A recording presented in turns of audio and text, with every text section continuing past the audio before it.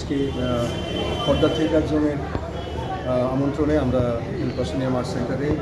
আমাদের নাটক ইনসাফ পরিবেশন করলাম। আজ বিশেষ দিন বা বলা যেতে পারে আজকে এখন এই মুহূর্তে একটি বিশেষ সন্ধ্যা, যেখানে আজ বিশ্ব নাট্য দিবসের বিশেষ সন্ধ্যা এবং এই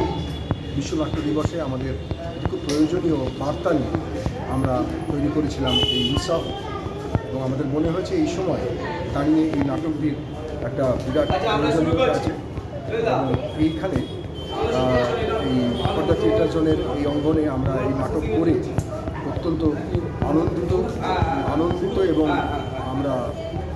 মনে হয়েছে যে আমাদের একটা বেশ অনেক বড় কাজ করলাম, কারণ